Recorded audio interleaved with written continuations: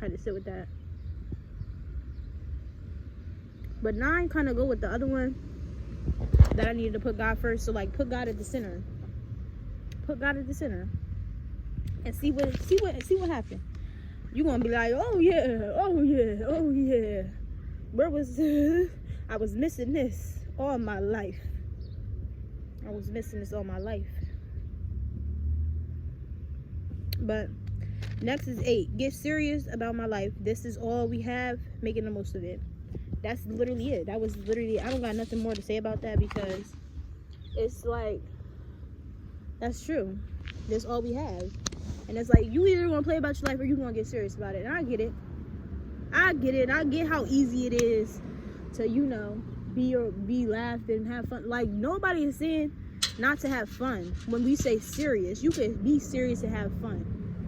But it's like, what are you doing with your life? What is it?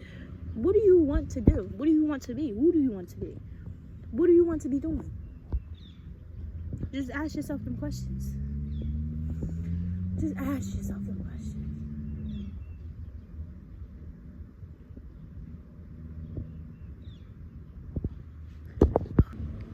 Figure out what you can and can't control. That was to me.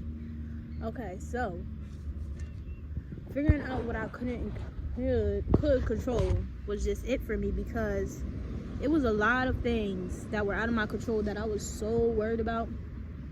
And this was probably at the time where I wasn't putting God first, because God is in control. Okay, I know that. It's drilled into my brain, and it's like it doesn't come out. But figure out what you can and can't control will just improve your mental health 10 times. I'm telling you, 10 times. 10 times. Times 1,000, because if you sitting there worried about all the things that you can't control, what is happening with the things that you can control? What's happening with those things? Are they falling apart? Are they not being worked on? Is something going on with you? Like, what's happening with those things? Like, what's going on, baby? Static? But nah. Like, for real, what can you control and what you can't control? Like, for me, I can say what I can control is my thoughts, my behaviors, my actions, how I react to people, what I do on a daily basis, my structure, my routine, how I treat people. What I can't control is how people treat me. Oh yeah, I can control what I eat too. Let's not forget. But I can't control how people treat me. I can't control what goes on in somebody else's mind. I can't control what they react to and what pain that they feel. I can't. And for so long I tried to.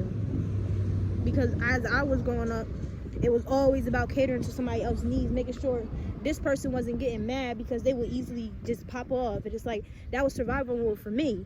It was like, okay, if I can make sure that they don't get mad, then I won't get hurt.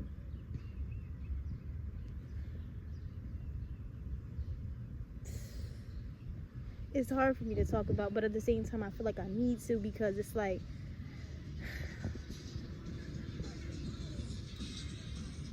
it's really just, it's deep.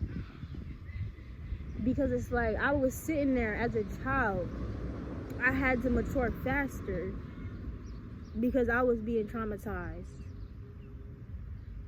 and triggered, and that's what my trauma created triggers. And it's like, I had to, like I said, mature faster and be the bigger person, the older person, when I was just a kid. Like, that just baffles me. But it's like, I know right now that back then, the person and the people, they didn't know what they were doing.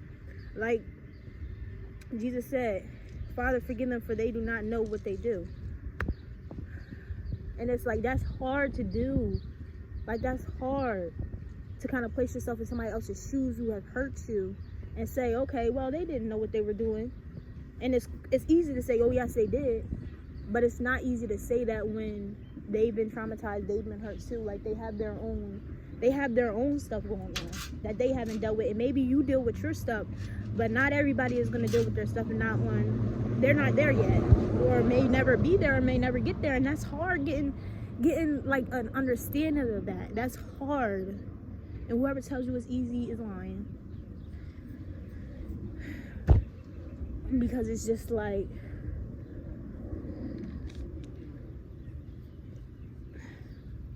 what you can and can't control. And that's hard, breaking patterns and breaking things that were ingrained in you as a child, but they're toxic now to you. And it's like, you're older now, so you have a choice. What are you going to do? Are you going to change, or are you going to leave it the same and still get the same results and still get hurt and still feel this and still feel that?